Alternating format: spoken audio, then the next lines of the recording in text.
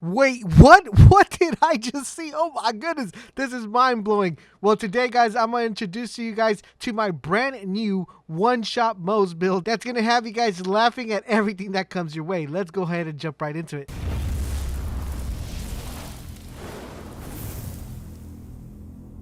Esifa, this is LaserBolt, and welcome to today's video, guys. Today, I'm happy to bring to you guys my brand new MOZE build, the one-shot build that everybody has loved. I was the first person to ever post a MOZE one-shot build on YouTube, so we decided to give it an update and make it a little bit different, reduce the requirements that were needed to make the one-shot build, and also give you guys a more of a variety of weapons to use with this particular build. So I'm happy to share it with you guys.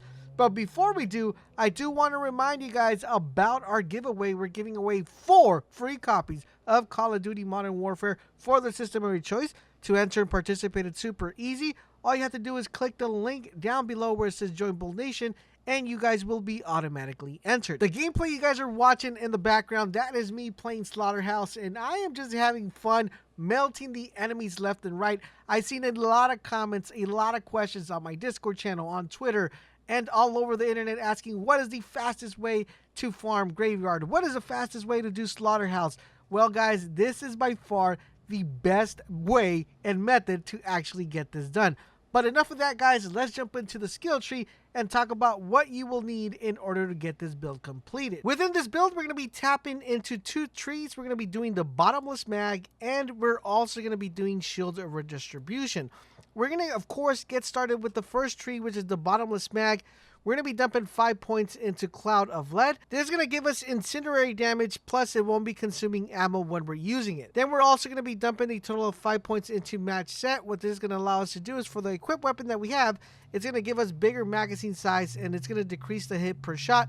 Something that will work depending on what weapon you use. You don't really have to go with 5 here. This is just only depending if you want to use certain weapon types. Then we're going to be dumping a total of 3 points into Stoke the Embers. What this is going to do, it's going to give us increased incendiary damage as well. Then we're going to be dumping 1 point into Scrappy. This is going to give us improved weapon swap speed and handling as well. We're going to be dumping a total of 5 points into Scorching RPMs. This is going to increase our fire rate, plus it's also going to increase our critical hit damage. We're also going to be dumping a total of 1 point into the Iron Back. This is just going to increase the magazine size. This one, once again, it's only dependent on the weapon you're using.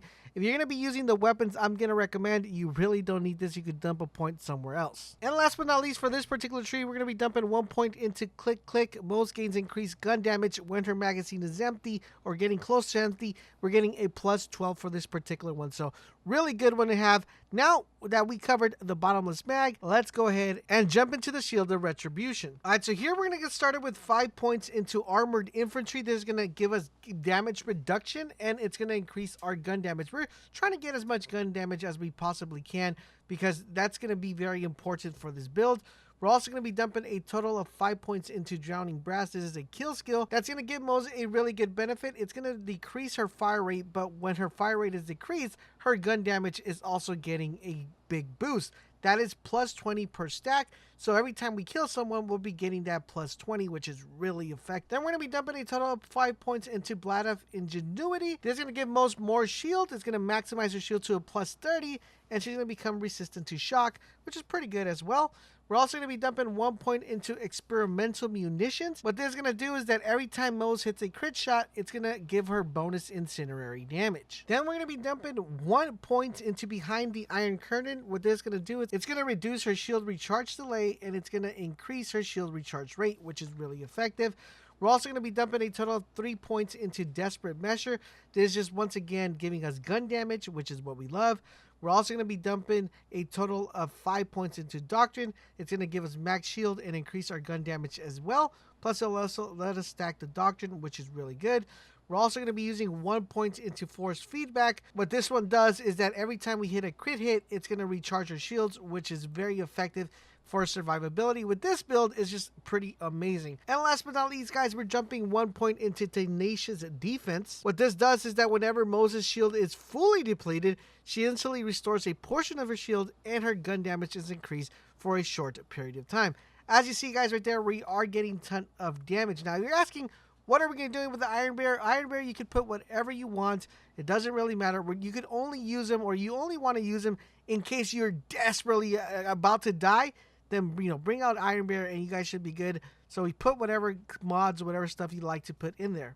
All right, so now let's take a look at the gear that's going to put this whole build together, and we're going to start off with weapons. So for weapon, I want to recommend the Molten Infinity. This is actually a really good weapon. It's easy to farm, and I'm pretty sure the majority of you guys will have this one.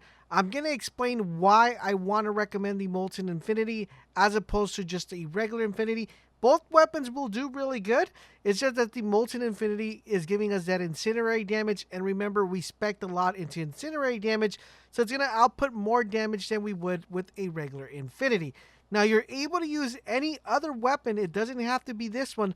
But the reason why I like this one is for the simple fact that I'm able to control the recoil on this. And I'm never running out of bullets. So it's a really effective gun. You can just spray and pray, close your eyes, and shoot the enemies. And you're going to, for one thing, guarantee that you're going to kill them. So that is why I want to recommend this. If for some reason you do not have the Molten Infinity, you could always go with a regular Infinity pistol. Both weapons do pretty good, but once again, Molten would be a little bit better. If you do have a Molten Infinity with a higher base damage than this, please let me know on my Discord channel and share the wealth, guys. That way we can spread it out. If you guys don't have a Molten Infinity and you guys would like to get one, head on over to my Discord channel and also make sure you guys message me on Twitter. Link is down below with the hashtag Infinity. That's all you got to do, and we'll try to get this weapon out to you guys. Now let's talk about the stuff that's going to be putting this build together. We're going to start off with, of course, the shield. And the shield we're going to be taking a look at is called Full Auto Bang of Stick Arc. What this is going to do, it's going to give us plus 22 weapon damage when the shield is depleted. That is the reason why we're tapping into the shield. This shield is very important because we want that plus 22 weapon damage. Now, there is another shield that will give you weapon damage as well, and that is the Brawler Ward. But between the two, I prefer the Full Auto Band. I think it just works a little bit better with this particular build. So that's the one I would like to recommend. Now, as far as our class mods are concerned, for our class mod, we're going against with the Blood Letter. And I'm going to explain a little bit about this Blood Letter so you guys can get a better idea. As you guys know, there are multiple Blood Letters. As you guys see, I have tons of Blood Letters right here. Well, I don't have tons, but I have a couple here. And the ones you want to make sure you're looking at is you want to make sure that you're trying to get as much as you possibly can into the following attributes. That's going to be the Phalanx Doctrine, and that's also going to be the Desperate Measures. You want to avoid as much as you can trying to tap into the shield one, which is a thin red line. The reason why is this: for this particular build, you want to make sure your shields are being easily depleted, because that is the key to getting a massive amount of damage. You're going to be able to do infinite damage, even up to 20 million. Yes, you guys heard it correctly. Even up to 20 million. Now, as far as our shield is concerned, guys, we want to go with the pull-out method. This is going to be very important if you're running just the regular Infinity. If you're just running the regular Infinity, that is the one you want to go with. You want to get that plus 90 damage boost. If you're running with the Molten Infinity, you're going to want to make sure you look at one of these that has incendiary damage as a boost, because you want to boost it as much as you can. The main thing you want to look for when you're picking a shield for this particular build, you want to make sure that it says regeneration of some sort of health. It could be plus 100, plus 120. Mine says regenerates plus 149 health per second. You want to make sure you have one with that particular stat. And last but not least, guys, we're going to be taking a look at a grenade. You want to use a grenade. The reason why is, like, sometimes there are too many enemies within one room and you want to contain them, or you just want to make sure you're able to group them. Me personally, I love using this grenade due to the fact that I am able to see where the enemies are at. Sometimes the enemies are kind of scattered around and you're just spraying and praying, and for some reason you can't find that last enemy. This is going to help you find that enemy for you guys. Even though I don't want to recommend the recurring hex, the one I have, I want to recommend the Mirror Hex one. That's the one that drops with 6 Mirror Hex grenades instead of 3. That's the one I would like to recommend, but if you don't have that one, then you could use either. Will work very well. Now, I know you're probably wondering, Laser, how do we get this damage? Well, in order for you guys to get this damage, you could do two things. Number one, you could use a weapon to damage yourself. Pretty much what I use is the Sellout. The Sellout's actually pretty effective. It brings down my shield, but I could only bring down my shield once, and it's going to give me at least 5 stacks of my shield breaking. So that's like, you'll hear it break 5 times. Basically, that's what I call stacks. What you want to do, and I feel that works a little bit better, is once you guys go ahead and use the sellout to break those 5 shields or 8 shields, however much you can get, the lower damage that weapon is, the more shields you're going to be breaking because the less damage you're going to be doing to you. But if you guys find anything that has fire, for example, like if you see right here in this footage, I'm using the fire from the slaughterhouse that it starts with, and I'm able to damage myself there continuously. This I could do infinitely. So the more I break my shield, the more damage I'll be able to output. So that is how you get the maximum amount of damage. So if you want to one-shot something, you're trying to get at least 20 to 30 stacks. If you could get like 60, 80 to 100 stacks, you're just going to be pretty much godly when it comes to this particular build. Now, I know what some of you guys are saying. Man, I run a Sane, I run a Flak, I run an Amara. How can I get this to happen with one of them?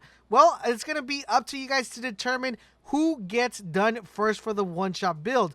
You guys are going to have to hit me up on Twitter and hashtag me LaserDoAmara, LaserDoFlak, or LaserDoSane. Whoever gets the most hashtags is the one that will be doing next because I have found a way to do it with either of them. So please hit me up on Twitter. My link is down below. Now, I want to know something for you guys. Would you guys like to see the full gameplay of me running this build in Slaughterhouse?